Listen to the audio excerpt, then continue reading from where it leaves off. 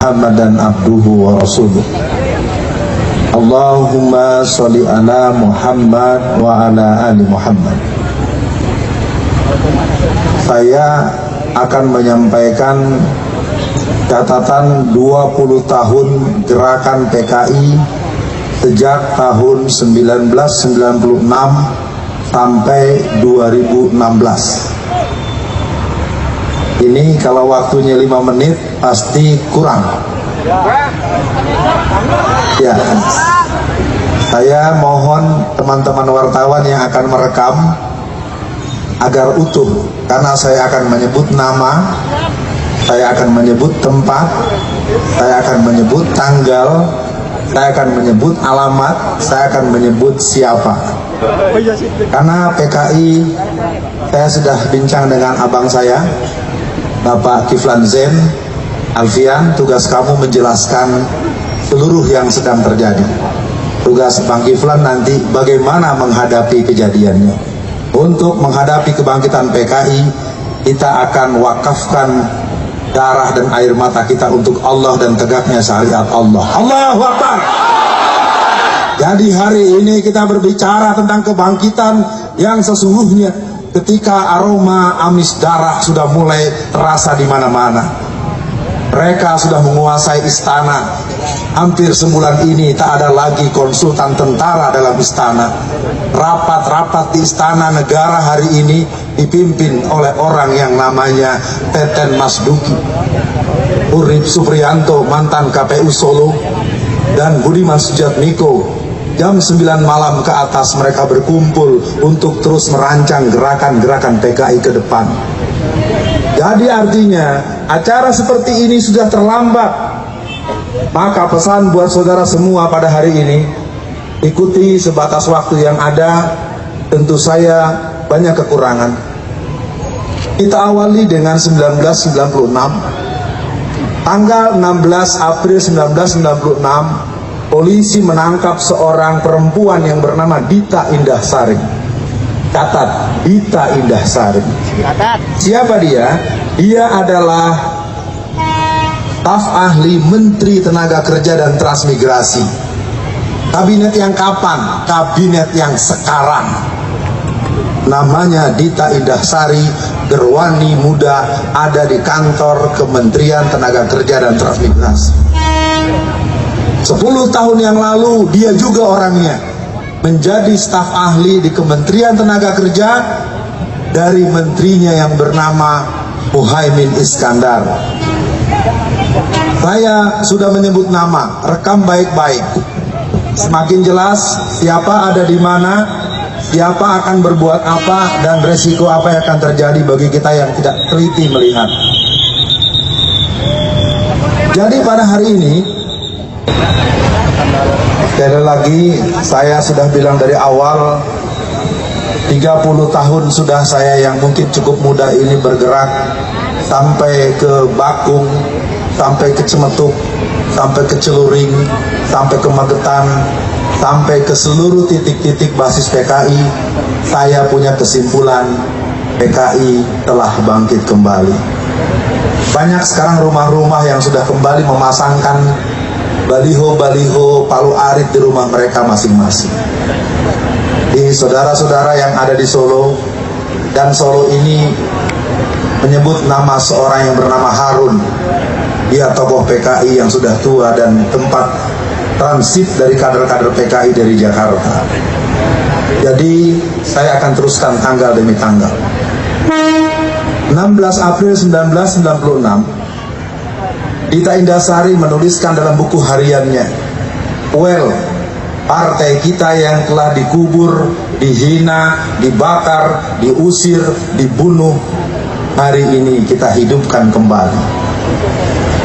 16 April 1996, dia mengatakan, 31 tahun partai kita terkubur, hari ini kita hidupkan kembali. 96 kurang 31 berapa? 96 kurang 31 berapa? 65. Jadi mereka sendiri yang sudah mengumandangkan partai itu bangkit. Mereka sambung dengan berbagai acara-acara sejak tahun 1998. Mereka bunuhi ustadz-ustadz dan tokoh-tokoh agama dengan tuduhan dukun santet sejak bulan Maret, April, Mei, dari Banyuwangi sampai ke Banten. Mereka beli stempel dukun santet dan kolor hijau sebagai penghinaan warna hijau untuk umat Islam. 144 guru ngaji dan ustadz dibunuh, lehernya hampir putus dan perutnya terburai, ususnya membuncah keluar. 1999 dibunuh sekitar 200 orang ustadz, ulama dan guru mengaji di Tatar Sunda Ciamis, 200 orang selama tahun 1999. Selama Oktober 2000 mereka telah membunuh sekitar 89 ustadz, ulama dan guru mengaji dengan posisi leher yang hampir putus dan usus mereka terburai dari perutnya. Karena mereka disebut dukun santet, maka orang tak peduli, padahal mereka adalah orang yang dicatat dalam catatan kader-kader PKI tahun 60. Karena yang mati rata-rata umurnya 70-80 tahun. Kalau orang umur 70-80 disembelih, dibunuh, maka kalau kita kurang dengan angka 30 tahun berarti mereka dulu usianya 30 dan 40 tahun, dan kebanyakan mereka adalah pemuda Ansor. Kalau hari ini Angkatan Muda NU, kalau hari ini Ansor atau siapapun PMI kah namanya tidak ikut bergabung pada hari ini, tunggulah waktunya, sesungguhnya Anda akan dihabisi oleh PKI. Jadi saya tidak bisa lagi menutupi, kalau aksi-aksi kita hanya seperti ini, mereka semakin melihat siapa yang akan ditandai rumahnya dengan tanda merah, siapa yang akan dibunuh, siapa yang akan diracun. Kita masuk tahun 2000. Tahun 2000 terjadi Kongres PKI yang ke-8. Di tangan saya ini adalah ADART Kongres PKI yang ke-10. Kongres PKI yang ke-8 dilangsungkan di Sukabumi Selatan. Kongres PKI yang ke-10 terjadi di Magelang, Jawa Tengah. Yang ke-9 di mana? Yang ke-9 di Cianjur Selatan tahun 2005. Tahun 2002 terbit buku yang berjudul Aku Bangga Jadi Anak PKI yang ditulis oleh Ripka Ciptaning, yang ayahnya adalah salah satu pengusaha toko material di kota Solo ini pada tahun 1950. Ripka Ciptaning namanya, tinggalnya di Jalan Haji Mencong, Tangerang, berasal dari PDI Perjuangan, anggota DPR RI sudah 3 periode, berangkat dari Sukabumi Selatan, tempat penyelenggaraan Kongres PKI yang ke-8 tahun 2000. 2003 Mahkamah Konstitusi merubah Undang-Undang Pemilu nomor 12 pasal 60G, yang mana sejak itulah kader-kader PKI, simpatisan PKI, pengurus PKI, dan orang-orang yang terlibat dengan PKI diperbolehkan jadi anggota DPR RI, DPD, gubernur, wali kota, dan pejabat-pejabat instansional. Jadi sekarang kalau kita mau buka satu-satu, silakan jawab sendiri, siapa gubernur Jawa Timur? Silakan periksa ayahnya. Siapa Oki Asokawati, anggota DPR RI dari P3?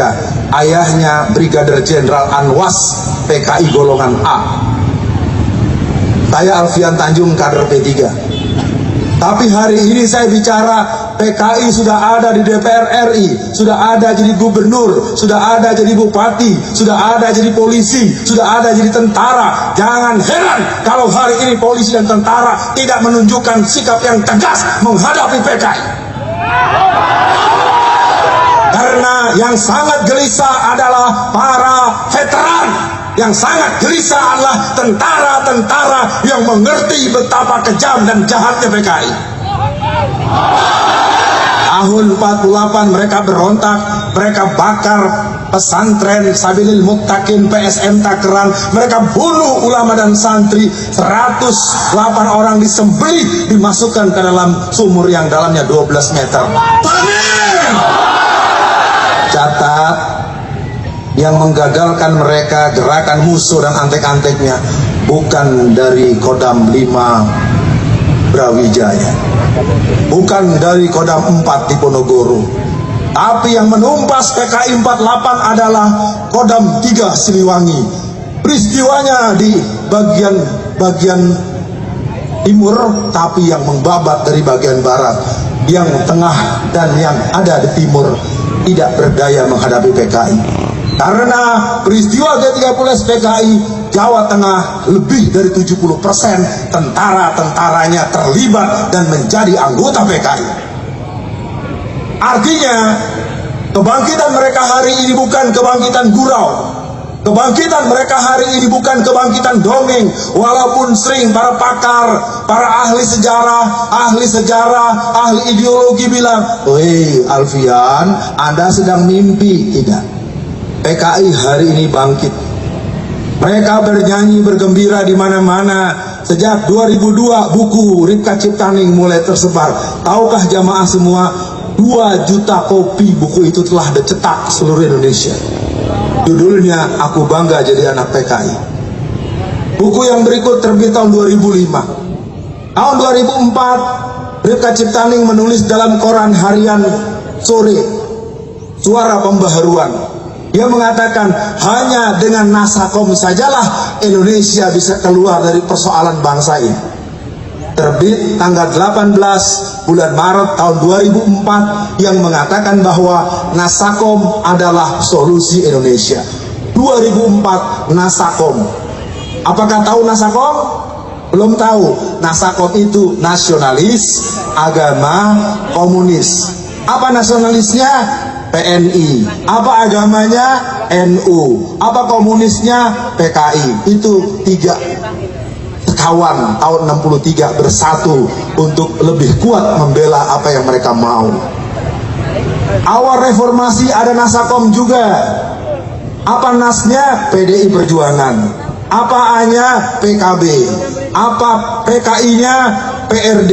PRD adalah casing daripada partai PKI yang berlambangan roda gerigi, yang ADART-nya persis dengan hasil Kongres PKI tahun 1954. Jadi PKI ada 3 titik. PKI asli, PRD dengan casing suka bukan PKI tapi isi PKI, dan PKI balas dendam. Di sini ada Ibrauri Aidit, ada Ilham Aidit, ada Karmel Budiarjo, dan ada Sinta yang menginginkan tempat lubang buaya itu dihancurkan. Bisa diteruskan? Ini karena udah mulai nyebut nama nih, ya. Karena kalau tak lagi disebut nama siapa di mana adanya, kita seolah-olah bermimpi di siang bolong, mengawang-awang melamun bagaikan katak ingin jadi kerbau. Hari ini kukatakan PKI bangkit. Terserah mau diapakan, yang penting kita masih punya konstitusi. Persoalannya hari ini aparat-aparat kita cenderung pura-pura tidak mendengar. Aneh bin ajaib, ketika ada orang menggunakan kaos berlambangkan tulisan stempel Rasulullah, kalimat syahadat, tidak jelas dasar konstitusinya, ditangkap dan ditembak di tempat dengan alasan teroris. Sementara orang yang berlambang palu arit, undang-undang masih berlaku. Undang-undang nomor 27 pasal 107 ayat A sampai E yang mengatakan barang siapa orang yang mensosialisasikan komunisme, leninisme, marxisme, maka dia bisa diancam kurungan penjara 20 tahun. Hal yang ada konstitusinya, malah kata presiden, pihak tentara, pihak polisi, jangan kebablasan. Jadi mari biarkan palu arit dipakai di mana-mana, karena tidak dilarang, nggak boleh diganggu.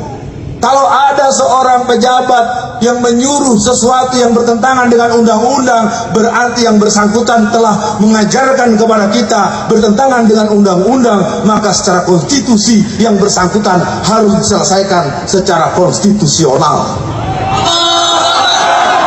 Tentu para semua yang hadir, kita baru sampai di tahun 2005. 2005 terbit buku lagi yang berjudul Anak PKI Jadi Anggota Parlemen. Di tahun yang sama 500 orang tua usia 70-80 tahun mereka datang ke Pengadilan Negeri Jakarta Pusat di Hayamuruk. arah ke kota, harmoni kota. Bagi yang suka ke Jakarta mungkin paham. 500 orang dari Pasuruan, dari Magetan, dari Kediri mendatangi Pengadilan Negeri Jakarta Pusat. Mereka adalah tokoh-tokoh PKI, kader-kader PKI yang menuntut hak kompensasi karena mereka ingin mendapatkan ganti rugi 950 juta rupiah sampai 2,5 miliar per orang dengan klaim anggota inti 3 juta orang dan simpatisan total 15 sampai 20 juta orang.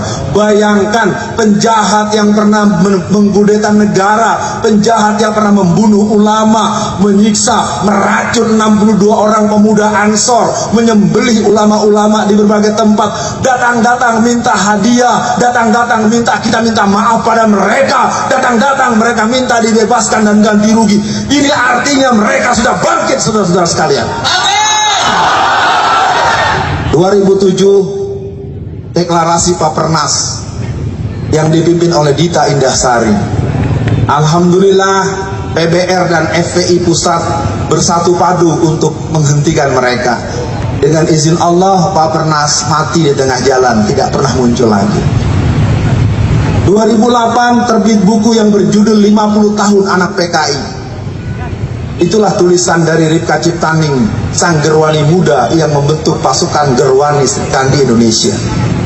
Dia mulai membuat kader-kader sejak Neglasari Tangerang, terus ke Cirebon, terus bergerak ke basis-basis Jawa Tengah dan Jawa Timur. Artinya mereka terus mempersiapkan. Maka kadang-kadang ku bertanya, ada di mana wanita-wanita muslimat, ada di mana wanita-wanita mubalighah yang mengerti terhadap gerakan PKI? Ini mungkin perlu tempat dan waktu untuk menjelaskannya. 2010 Kongres PKI yang ke-10. Tempatnya di Desa Ngabrak, Magelang, dengan cover pelatihan pupuk organik. Lahirlah 2 orang nama yang muncul ke permukaan. Sang ketua bernama Wahyu Setiaji, usianya 39 tahun. Dia berasal juga dari Jazirah Jawa Tengah. Tugasnya ke luar negeri untuk membangun jaringan Kominter. Wakil ketuanya bernama Teguh Karyadi, tinggal di Semarang. Ayahnya juga di Semarang. Ayahnya masih hidup dan dia masih hidup. Tugasnya membentuk pasukan bersenjata angkatan ke-5. Dia bentuk dari Temanggung, Malang, dan daerah-daerah basis termasuk di Solo. Artinya kalau gerakan-gerakan sudah mengarah seperti itu, mari kita lihat kelakuan mereka yang berikut. Tahun 2014 kita mendengar, maaf ada yang terlupa tadi, 2005 475 kader PKI Pulau Buru dipulangkan ke rumah masing-masing. Catat baik-baik, 475 kader Pulau Buru sudah kembali dalam posisi sebagai Profesor Doktor University of Pulau Buru. Maka jangan heran terbit film yang berjudul Pulau Buru Tanah Air Beta. Dalam kajian kenegaraan itu sebuah isyarat bahwa kami punya negara baru yang akan siap kami bangun. Sementara kami sebut dulu namanya Republik Soviet Indonesia, Republik Soviet Madiun.